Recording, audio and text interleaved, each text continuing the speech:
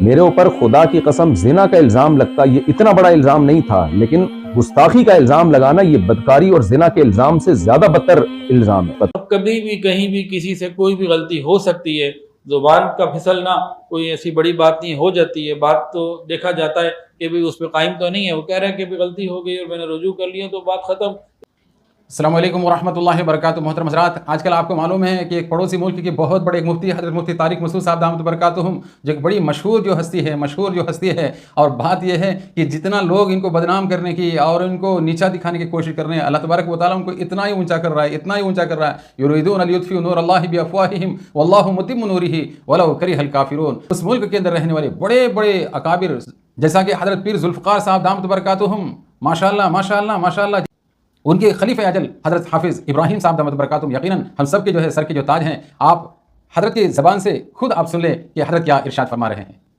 ایک ہوتی ہے غلطی اور ایک ہوتی ہے گستاخی۔ گستاخی کیا ہوتی ہے؟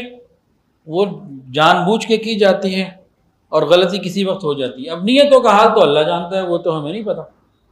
ایک سے غلطی ہو گئی، ایک سے گستاخی ہو گئی، اب ہم نیت پہ فیصلہ کریں وہ تو نہیں ہوتا۔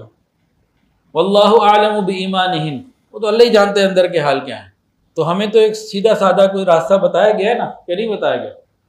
ہم اس اگلے بندے کی زندگی کا ایک ٹریک ریکارڈ دیکھیں۔ ایک بندہ دین کی محنت کر رہا ہے، دن رات دین کے لیے تڑپ رہا ہے، ان کی تفسیر ساری چیزیں بیانات آ رہے، اور سب اللہ اور اس کے رسول کی محبت میں اور دین کے احیاء کے لیے آ رہے، اور ایک آدمی گستاخی کرتا ہے، اس گستاخی میں وہ پکڑا جاتا ہے، اس کو روکا جاتا ہے، اور اس کا ٹریک ریکارڈ دیکھا جاتا ہے تو وہ بار بار وہ چیزیں آ رہی ہوتی ہیں۔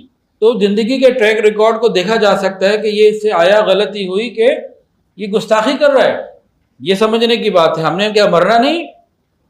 دوسری بات سمجھیں، ایک آدمی سے غلطی ہو گئی، کسی نے اس کو بتا دیا بھائی آپ نے یہ بات غلط بیان کر دی، اس نے جیسے ہی دیکھا اس کو تحقیق ہو گئی، فوراً اس نے آگے جب معافی مانگ لی تو بات ختم ہو گئی۔ اس کے بعد بھی اس کو برا کہنا، یہ کیا ہے؟ یہ ہم باطل کی مدد کر رہے ہیں۔ باطل بہت ہے ہمیں برا کہنے کے لیے، ہم کیوں اپنے علماء کو برا کہیں؟ حضرت مفتی طارق مسعود صاحب دامت برکاتہم العالیہ، لوگ پیچھے پڑ گئے۔ جنید جمشید رحمۃ اللہ علیہ سے بھی ایک مرتبہ غلطی ہو گئی، جملہ نکل گیا۔ تو اگر کسی بھی عالم سے کوئی بھی ہے، کوئی بات ہو گئی اور اس کے بعد انہوں نے معافی مانگ لی، کلیئر کر دیا اپنا، تو کام ختم ہو گیا۔ ایک ایسا بندہ جو دن رات دین کا کام کر رہا ہو، جس کی آواز وہاں تک پہنچ رہی ہو جہاں عام لوگوں کی نہیں پہنچتی، کتنے لوگوں کو دین کا فائدہ ہو رہا ہے، کروڑوں لاکھوں نہیں کروڑوں لوگوں تک ان کی آواز ماشاءاللہ اللہ پہنچا رہے ہیں۔ تو ایسی آواز کو بند کر دینا دین کی خدمت تو نہیں ہے۔